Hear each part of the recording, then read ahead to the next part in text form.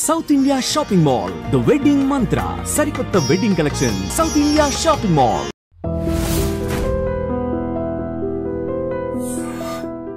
ఇంకొకటి చరిత్రలో లిఖించబడిన ఒక గొప్ప అధ్యాయం ఏంటంటే, రామారావు గారు అంటే నిజాలు తెలియదండి, నేను విన్న వార్తల ద్వారానే అడుగుతున్నాను. రామారావు గారు, నాగేశ్వరరావు గారు దాదాపు మిమ్మల్ని బాయ్కాట్ చేసిన 4 ఏళ్ల పాటు మీరు హీరోయిన్ ఓరియంటెడ్ చిత్రాలతోనే నిలబడి ఉన్నారు అంటారు. అసలు ఏమిటి మిమ్మల్ని బాయ్కాట్ చేయడానికి కారణం ఏమిటి? కారణాలు రామారావు గారి వైపు నుంచి స్టేట్మెంట్ ఏమీ లేదు. నాగేశ్వరరావు గారు మాత్రం పథకంలోకి ఎక్కి ట్రబుల్సమ్ ఆర్టిస్టు, కాళ్ళ మీద కాలేసి కూర్చుంటుంది, టైంకి రాదు అని ఏవేవో ఎలిగేషన్స్ పెట్టారు. పెట్టి ఈయనొక్కడు బాయ్కాట్ చేస్తే లెక్క చేయదు ఎవరిని, కాబట్టి ఆయన కూడా కలుపుకుందాం. ఈ విషయంలో రామారావు గారు ఇన్నోసెంట్, ఈయన మాత్రం కొంచెం నాటకాలు అది చేసి. ఇప్పుడు ఇండైరెక్ట్గా చెప్పాలి అంటే, సినిమాల్లో హీరోయిన్ విలన్కి లొంగకపోతే ఏం చేస్తాడు? బలవంతం చేస్తాడు. అట్లాగే మరి కొంతమంది నా ఆత్మ గౌరవాన్ని పోగొట్టుకోలేక కొందరిని ఎదిరించాల్సి వచ్చింది. సో ఆ ఎదిరింపులు కొందరు భరించలేదు, ఇద్దరిలో ఒకళ్ళు భరించలేదు. అది మనసులో పెట్టుకోండి. He wants to take vengeance. ఏటికి ఎదురీదారు అట్లయితే? అప్పుడు అది సినిమా ఆర్టిస్టులు ఏ హీరోయిన్ కూడా ఇంత ఎటువంటి సంఘటన ఫేస్ చేసి ఉండదు. ఒకవేళ చేసినా రాజీకి వెళ్ళిపోయి ఉంటారు. నేను మాత్రం రాజీకి వెళ్ళలేదు, అది కాళ్ళు పట్టుకోలేదు. అడిగారా అలా కాళ్ళు పట్టుకోవాలని? అట్లా ఏమన్నా క్షమాపణ అడిగారు. ఓకే. గుండమ్మ కథ టైంలో అప్పటికే మీరు అన్నట్లు 3 years నుంచి బాయ్కాట్. వాళ్ళు బాయ్కాట్ అంటే నేను బాయ్కాట్. ఓకే, మీ పిక్చర్లు మీవి, నా పిక్చర్లు నావి. నేను సంవత్సరానికి 6 చేస్తా, నా 6 నాకు ఉన్నాయి. సో అందులో అప్పుడే నేను హరనాథ్, రమణమూర్తి, కృష్ణ వీళ్ళందరితో యాక్ట్ చేశా. All are heroine oriented films. మీరన్నా అన్ని హిట్ అయ్యాయి. అన్నీ హిట్ అయింది. అక్కడ ఏమైంది, ఇద్దరు హీరోలు లేకపోయినా కూడా జమున పిక్చర్లో హిట్ అయినాయి అని డిస్ట్రిబ్యూటర్ ఒక లెవెల్లో జముననే మాకు హీరోయిన్, ఆవిడంటే డిస్ట్రిబ్యూషన్. ఆ లెవెల్లోకి వెళ్ళిపోయాను ఆ 3 ఏళ్ళు. అప్పుడు గుండమ్మ కథకి రాజీ చేయాలని చక్రపాణి గారు, కేవీ రెడ్డి గారు ట్రై చేశారు. కేవీ రెడ్డి గారు మొట్టమొదట పిలిచారు.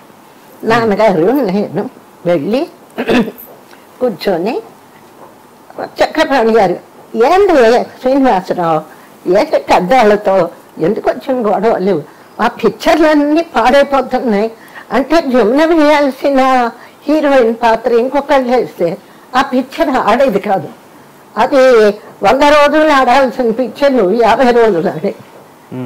అట్లా కొంచెం ఇండస్ట్రీలో ల్యాక్ ఆఫ్ కాంబినేషన్ కొన్ని పిక్చర్లు దెబ్బతిన్నాయి.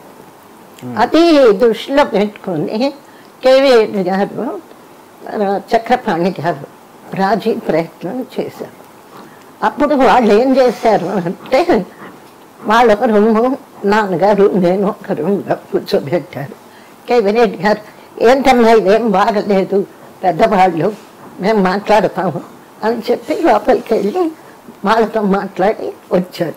బయటకు వచ్చి అప్పుడు ఏం చెప్పారు అంటే, పోన్లేమ్మా వాళ్ళు పెద్దవాళ్ళు కదా, వయసులో కంటే పెద్దవాళ్ళు, నువ్వు ఒక క్షమాపణ పత్రం, నేను ఇంక మీదట ఇలా ప్రవర్తించను అని ఒక క్షమాపణ పత్రం ఇస్తే వాళ్ళిద్దరూ యాక్ట్ చేస్తారు. ఏమిటా ప్రవర్తన? కాళ్ళ మీద కాళ్ళు వేసుకొని కూర్చోకూడదు ఇటువంటివా? ఏమిటో ప్రవర్తన వాళ్ళకే తెలియాలి అని చెప్పి అది కేవీ రెడ్డి గారికి వచ్చి చెప్పారు. ఓన్లమ్మ ఇచ్చేరాదా వాళ్ళ ఆత్మ సంతృప్తి పడుతుంది. సార్ వాళ్ళకైనా ఆత్మ ఉంది, నాకు లేదా? ఆత్మాభిమానం నాకు లేదా? పోనీ సార్ ఇప్పుడు నేనేం తప్పు చేశాను? ఫస్ట్ వాళ్ళని ఇక్కడ పిలవండి, మా ముగ్గురిని కూర్చోబెట్టండి, పెద్దవాళ్ళు కాబట్టి మీరు చెప్పండి ఎవరిది తప్పు. నేను నిజంగా వాళ్ళ పట్ల తప్పు చేస్తే క్షమాపణ చెప్తాను. ఏమీ లేనప్పుడు నేను ఎందుకు క్షమాపణ చెప్పాలి? నా తప్పేమిటి? ముందు ఊరికే కాలు మీద కాలు వేసుకుంది ట్రబుల్సమ్ ఆర్టిస్ట్ అంటే, మరి ట్రబుల్సమ్ అయితే 3 ఏళ్ళు నా సంవత్సరానికి నా 8 పిక్చర్లు ఎట్లా యాక్ట్ చేస్తాను? ఇవన్నీ మాట్లాడి ఆఖరికి అది ఫెయిల్ అయిపోయింది. చర్చలు ఫలప్రదంగా అయ్యో పేపర్లో అంత చర్చలు. నాగిరెడ్డి రెడ్డి గారి రాజకీయ ప్రయత్నం విఫలం అని పెద్ద తాటికాయ అక్షరాలు ఎప్పటికీ ఉన్నాయి ప్రెస్ కటింగ్స్. అది అదొకటి ఫెయిల్ అయిపోయింది. ఏమేమో కూర్చోబెట్టి వాళ్ళకి 4 చివాట్లు, నాకు 4 చివాట్లు పెట్టి కాఫీ ఇచ్చేయండి, కలిసి చేస్తాం. వాళ్ళు అటు వెళ్ళిపోయారు, నేను ఇటు వచ్చేసాను. ఇంకా ఆఖరికి గుండమ్మ కథ. మళ్ళీ నాగిరెడ్డి చక్రపాణి గారు ఈసారి చక్రపాణి మళ్ళీ రెండోసారి చెప్తే మేము కండిషన్ పెట్టాం. మేమేం తప్పు చేయలేదు, మా అమ్మాయి ఏం తప్పు చేయలేదు, అమ్మాయి అలవాట్లు అమ్మాయి ఒకటే. చక్కన్న గారు మీరు వాళ్ళని పిలిచి మా ముగ్గురిని కూర్చోబెట్టండి, అమ్మాయి ఏదన్నా తప్పు చేసింది ఇది అంటే క్షమాపణ మేము చెప్తాం, లేదు అంటే వాళ్ళ ఇష్టం. అంతేగాని ఈ క్షమాపణ పత్రాలు ఇవన్నీ మేము ఇవ్వము అని చెప్పాం. అప్పుడు ఇక ఆయన ఏం చేశారు, ఒకరోజు రామారావు గారు, నేను, నాన్నగారు, చక్రపాణి ముగ్గురిని కూర్చోబెట్టారు. ఏంది ఇది, ఏం బాగా ఏంటిది సినిమాలో ఇట్లాంటి సంఘటన, ఈ రాబోయే తరానికి ఇలాంటి పెద్ద మార్గం చూపిస్తున్నారు, బాగలేదు రామారావు అని ఆయనకి. అమ్మాయి నువ్వు ఇంకా నేర్చుకోవాలి, పెద్దవాళ్ళు ఎట్లా గౌరవించాలి ఏంటి అని.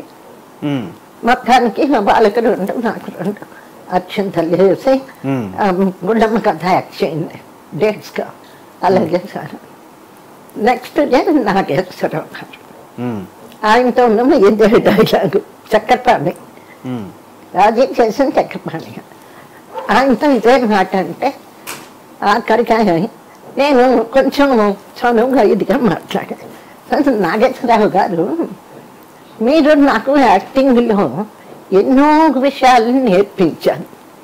How to use tear, long షాట్లో ఏడవక్కర్లేదు, ఇట్లాంటివి ఎన్నో యాక్టింగ్ సైడ్ నేర్పినప్పుడు పర్సనల్గా కూడా ఏదైనా ఇట్లా చిన్న చిన్న విషయాలు ఉంటే, అమ్మాయి నువ్వు ఇట్లా ఉండాలి, ఇలా ఉండకూడదండి, ఎందుకు చెప్పకూడదు, చెప్పచ్చు కదా.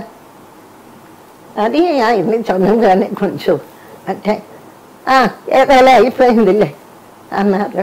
మొత్తం కాఫీ తాగి గుండమ్మ కథ అందరు. అది ఆ గుండమ్మ కథ.